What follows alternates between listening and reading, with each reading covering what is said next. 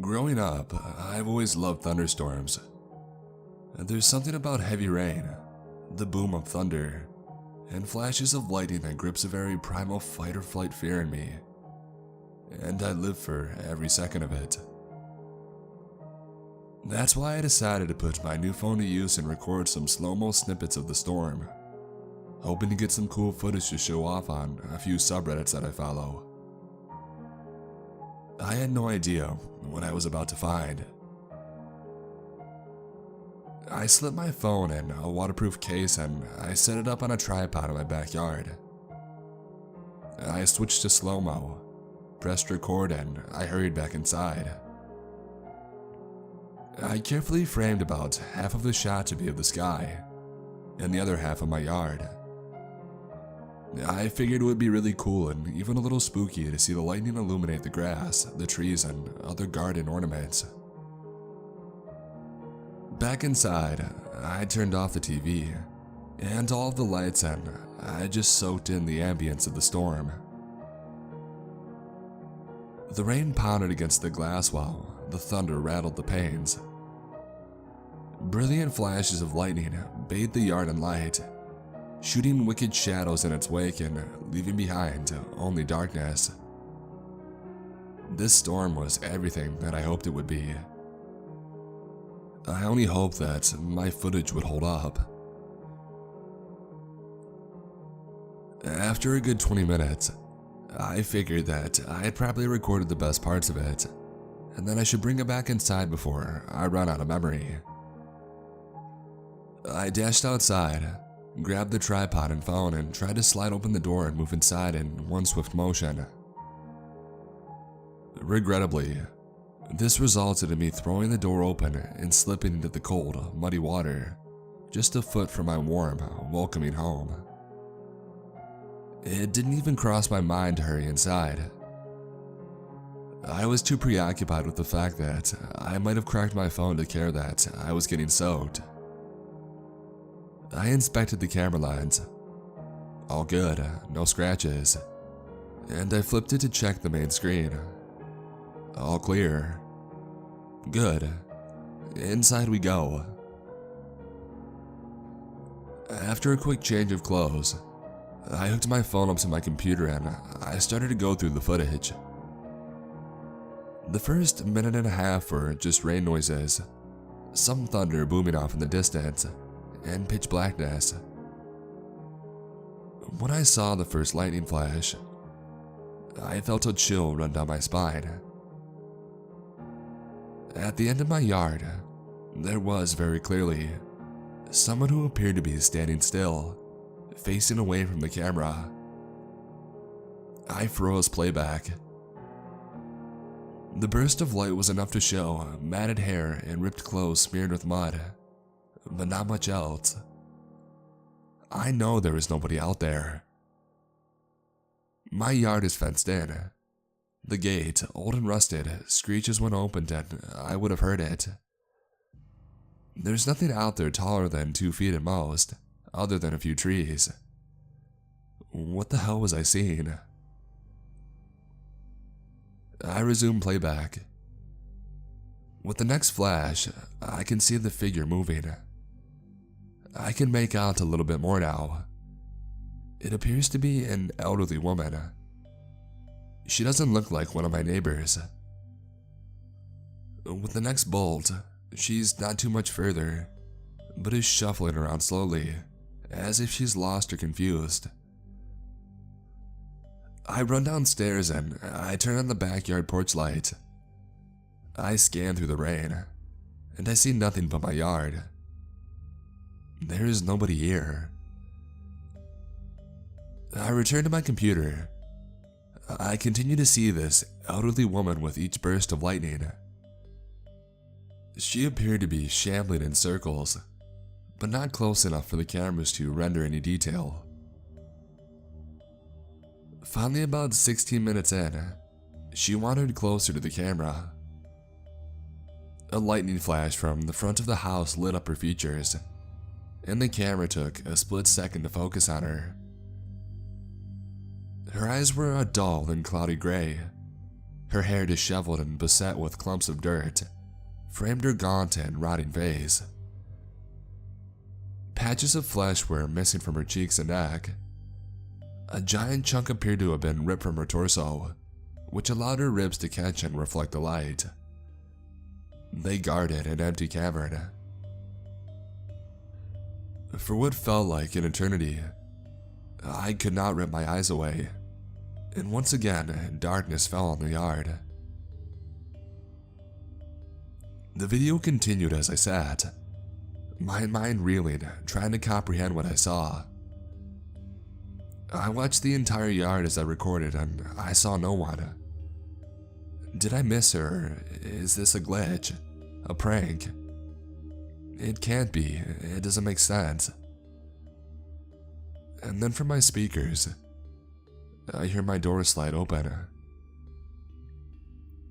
She stops in her tracks and she cranes her head, looking towards the source of the noise.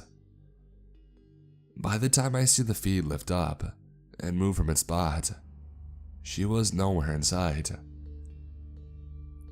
I nearly jumped from my chair when the video feed slammed into the ground. I forgot that I had dropped it. I see a close-up of my scared face as I scan the camera lens.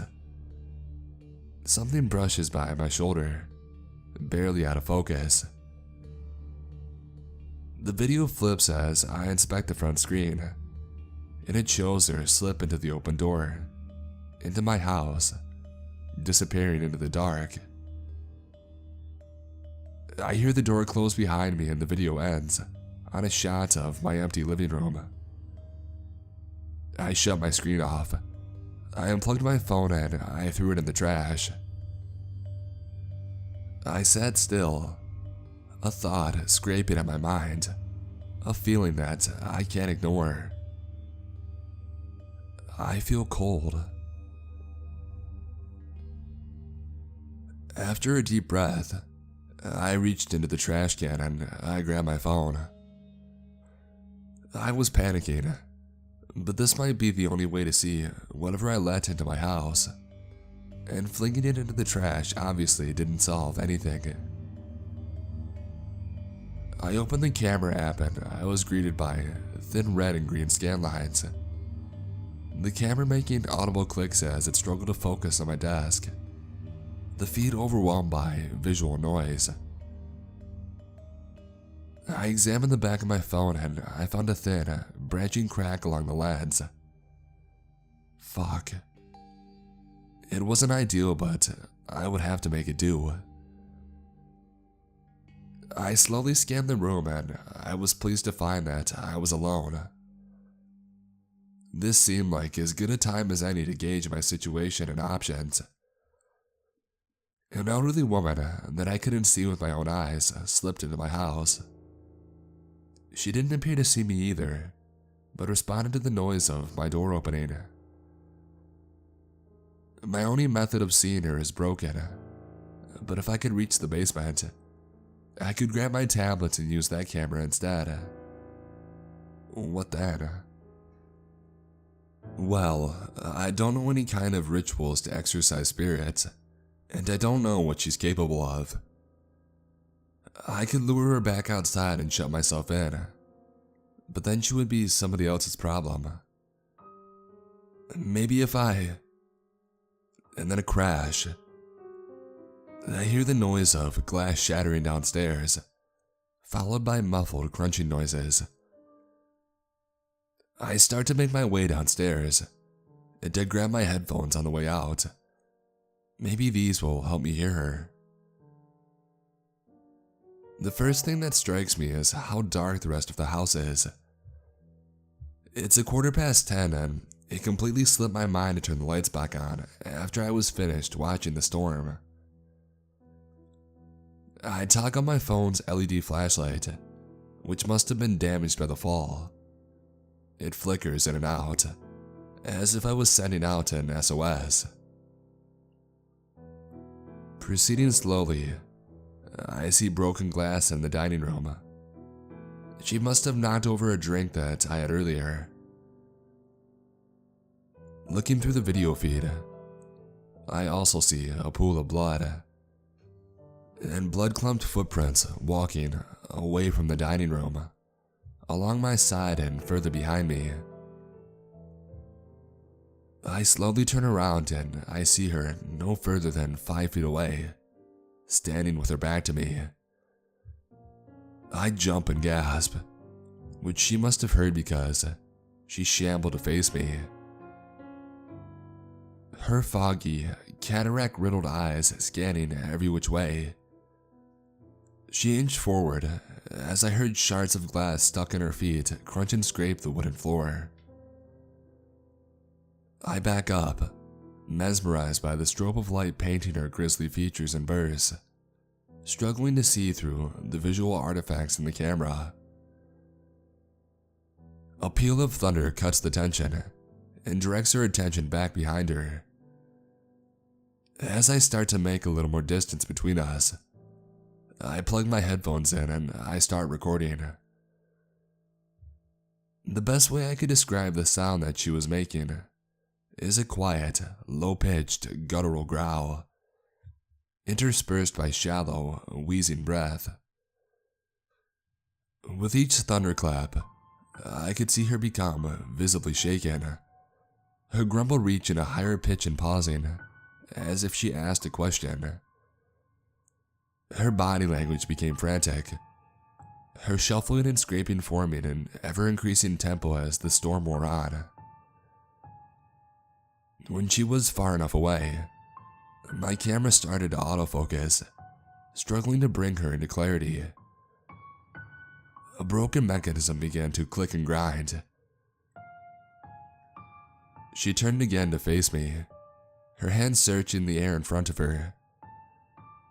I studied her crusted, bloodied fingertips, some retaining sharp, jagged nails, others reduced to the bone.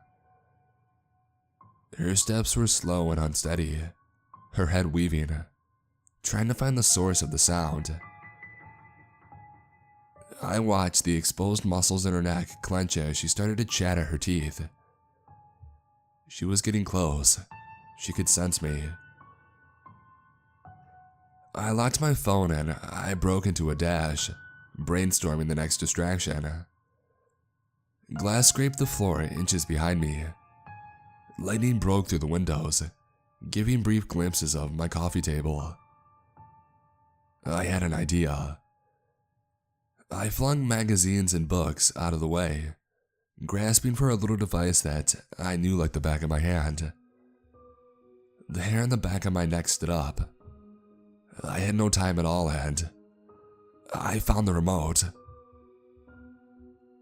I grab it and I slam the power button. My TV surges to life, blaring an ad for some kind of pain medicine. I stare, mystified, as I see the screen crack almost immediately, followed by deep gouges, and a second, bigger impact point. I unlock my phone and I see her attacking it in an absolute frenzy. I make a break for the light switch, and I click it on just as the commercial ends. She spins to face my direction, and I switch to the local news channel. Any noise that I can make immediately drowned out by the loud, distracting beeping of a flood alert. She returns her attention to the TV. I reach the top step of the basement and I start to make my way, and then a huge boom, and everything fades to black, and silence falls on the room. I lost power. All I hear is my breathing. After a moment, it dawns on me that I am basically panting. I fumble my phone open as I start to see scratches appear on the floor coming straight towards me. I open my music app, rip my headphones out, and immediately launch rock music on full blast. I throw the phone sailing to the corner of the room and inwardly cheer when I see it sail under a chair. I take one last look and I see stuff popping out of the chair like fireworks as she desperately tries to reach the racket. I quietly locked the basement door behind me, and I quickly descended to the basement. It dawns on me that, unless I can find something worthwhile, I may very well be trapped.